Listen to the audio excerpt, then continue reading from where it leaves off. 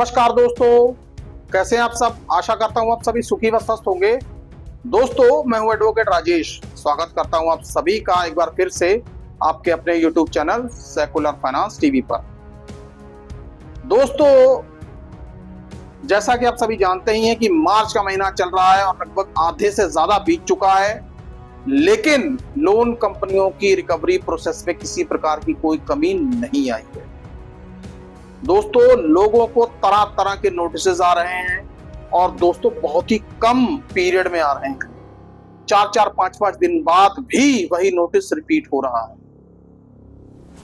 दोस्तों, मार्च का ये महीना अब लोन डिफॉल्टर्स के लिए थोड़ा सा मुश्किल है, लेकिन लोन कंपनियां तो अपना प्रोसेस करेंगी ही, क्योंकि उन्हें अपना पैसा जो वसूलना है। दोस्तों, तरह तरह के नोटिसेस लोन डिफॉल्टर्स को आ रहे हैं। आर्बिट्रेशन के हों, 138 के हों, सेक्शन 25 के हों, प्री आर्बिट्रेशन के हों, हर तरह का नोटिस अब लोन डिफॉल्टर्स को आ रहा है। दोस्तों, आम महीनों की तुलना में ज्यादा। बात सीधी सी है कि कंपनियां अपना पैसा किसी भी सूरत में वसूलना चाहती हैं। दोस्तों, लेकिन इन सबके बीच में बात एक ये है कि आखिरकार ऐसे कौन से नोटिसेस हैं जिनका हमें जवाब देना चाहिए।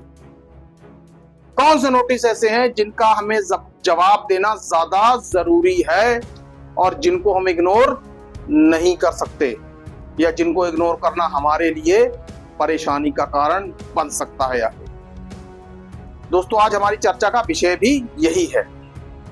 दोस्तों, जैसा कि आप सभी जानते ही हैं कि मार्च के महीने में कंपनियों की रिकवरी तेजी से बढ़ रही है आगे, और लोन कंपनियां लगातार नोटिसेस भेज रही हैं। और दोस्तों, कई नोटिसेस तो ऐसे आ रहे हैं जो कंपनियां अपने लेवल पर भेज रही हैं, और कुछ नोटिसेस ऐसे आ रहे हैं जो कंपनियों के लीगल एडवाइजर आपको नोटिस भेज रहे हैं, जैसे सेक्शन 25 हो, आर्बिट्रेशन के हो, इंटीमेशन हो, रिकॉल हो, 138 के हों, मतलब हर तरह के नोटिसेस आपको भेजे जा रहे हैं। अब सवाल ये उठता है कि आखिरकार हम कौन से नोटिस का जवाब दें और किस नोटिस को हम छोड़ें, या हमें किस नोटिस का जवाब देना जरूरी है। दोस्तों, बात ऐसी है कि अगर आपको नोटिस एडवोकेट की तरफ से आ रहा है तो वो नोटिस आपके लिए काफी मायने रखता है। दोस्तों, मैंने YouTube पर ऐसे कई महानुभावों को ये कहते सुना है कि जी ये नोटिस आ रहा है, चाहे वो एडवोकेट की तरफ से ही आया हो, उसको वो कह देते हैं अरे यार ये तो फर्जी है, बेकार है। अब दोस्तों, ऐसे लोग शायद उन्होंने डिग्री ली होगी भी कि नहीं ली होगी, इस पर भी सवाल है दोस्तों। क्योंकि दोस्तों, जिसको लीगल प्रोफेशन की नॉलेज होगी वो एडवोकेट के द्वारा भेजे गए नोटिस को कभी भी फर्जी और जाली नोटिस नहीं कहेगा। कारण, क्योंकि एडवोकेट जब कोई नोटिस आपको भेजता है उसके बाकायदा साइन होते हैं और उसकी स्टैंप लगी हुई होती है। लीगल नोटिस भेजना एडवोकेट की एक बहुत बड़ी जिम्मेदारी होती है दोस्तों, क्योंकि यदि कोई फर्जी नोटिस भेजेगा अपने नाम से तो उसको अपने प्रोफेशन के ऊपर बार काउंसिल का खतरा भी मंडराता हुआ दिख जाएगा दोस्तों। तो दोस्तों, ऐसा यदि आप सोचते हैं कि जी फलाना फलाना नोटिस नकली है, फलाना फलाना नोटिस फर्जी है, चाहे वो एडवोकेट के द्वारा ही भेजा गया हो, ऐसा सोचना आपका बिल्कुल गलत है। और दोस्तों, यदि आपको कोई इस तरीके की सलाह दे रहा है तो आप ऐसे लोगों की सलाह मानने से बचिए, क्योंकि दोस्तों, मैंने कई बार रियल लाइफ में भी लोगों को बड़ा कहते हुए सुना, अरे नहीं नहीं यार, ऐसे नोटिस से क्या होता है, कुछ नहीं होता। वो खुद तो अपना नुकसान करवाते ही करवाते हैं, साथ में दूसरे को भी ले डूबते हैं। इसी तरीके से YouTube पर भी ऐसे बहुत सारे ज्ञानी बाबाओं की भरमार लगी हुई है जो कह देते हैं जी तो फलाना नोटिस नकली है, ढिमकाना नोटिस नकली है। अरे भैया, मैं उनसे ये पूछना चाहता हूं कि आपने कभी लॉ कॉलेज गए थे? लॉ कॉलेज में जाकर लॉ की किताब उठाकर देखी थी? नोटिस के बारे में जानते भी हो कि नोटिस एक्चुअल में होता क्या है? या सीधे सीधे ही आप डिसाइड करने लग गए कि जी ये नोटिस नकली है, वो नोटिस नकली है? कैसे? दोस्तों ऐसे लोगों से बचिए, ऐसे लोगों की राय लेने से बचिए, वरना नुकसान आपका खुद का होगा।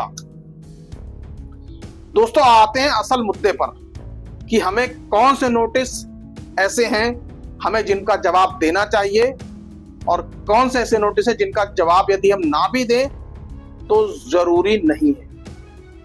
दोस्तों सबसे पहली बात तो यह है कि यदि कोई एडवोकेट कंपनी को रिप्रेजेंट कर रहा है या कोई लॉ फर्म कंपनी को रिप्रेजेंट कर रही है या कंपनी के बिहाफ पर आपको नोटिस भेज रही है, फिर वो चाहे लोन रिकॉल का हो, इंटीमेशन का हो, सेक्शन 25 का हो, आर्बिट्रेशन का हो या प्री आर्बिट्रेशन का हो, उस नोटिस का जवाब आपने जरूर से जरूर देना ही देना है, क्योंकि आप एडवोकेट के नोटिस को इग्नोर नहीं कर सकते।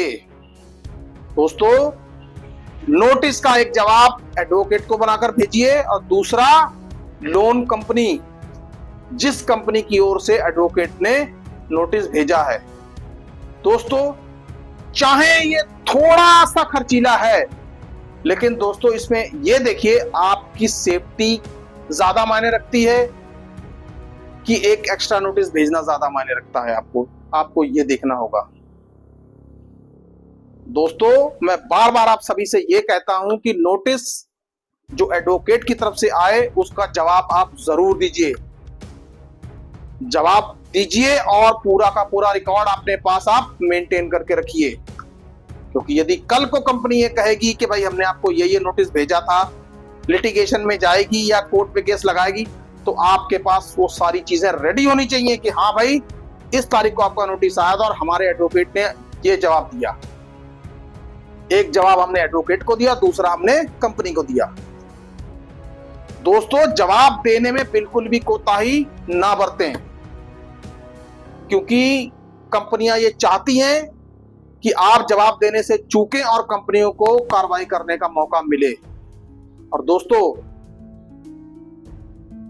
यदि सेक्शन 25 की कार्रवाई हुई या सबसे बड़ी आर्बिट्रेशन की कार्रवाई, तो दोस्तों यदि खुदा ना खास्ता आर्बिट्रेशन में ऐसा ऑर्डर पास हो गया कि जिससे आपकी इज्जत पर भी बट्टा लगने का खतरा हो सकता है, वो कैसे? मान लीजिए कोर्ट ने यह कह दिया कि जी आपके घर का सामान अटैच करने का ऑर्डर दिया जाता है, तब आप क्या करेंगे? क्योंकि यदि लोग सामान उठाने, मैं तो ये कह रहा हूं कि यदि आपके घर पे सुई भी उठाने को चला आया तो उससे भी आपकी कितनी बड़ी इंसल्ट होगी। दोस्तों ऐसी नौबत ना आने दीजिए, हर नोटिस का जवाब माकूल जवाब दीजिए और अपने आप मत दीजिए, खुद वकील बनने की कोशिश मत करिए। वकील का काम है, वकील को करने दीजिए, क्योंकि एडवोकेट को ही पता है कि क्या जवाब देना है और क्या नहीं, क्योंकि लीगल टर्म्स को एक एडवोकेट से अच्छा और कोई नहीं समझ सकता। तो दोस्तों एक बात और भी है कि यदि आपका लोन डिफॉल्ट हो रहा है, होने वाला है या हो चुका है, बिना समय गंवाए सबसे पहले प्रायर लीगल नोटिस दे डालिए।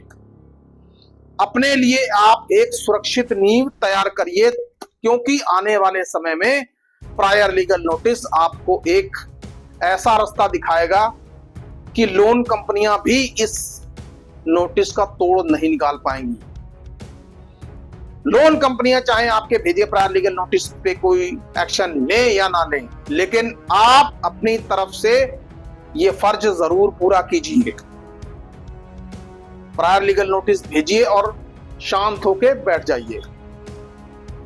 दोस्तों चाहे प्रायर लीगल नोटिस हो, चाहे नोटिस के जवाब देने हो, एडवोकेट के थ्रू भेजिए। आपके पास यदि एडवोकेट नहीं है तो आप हमसे कहिए, ये काम आपको सेकुलर फाइनेंस टीवी करके देगा सबसे कम रेट्स पर। लेकिन दोस्तों अपने आप से वकील मत बनिए, खुद जवाब मत दीजिए। हमारी पूरी टीम है जो कि आपकी मदद करने के लिए सदैव तत्पर है। दोस्तों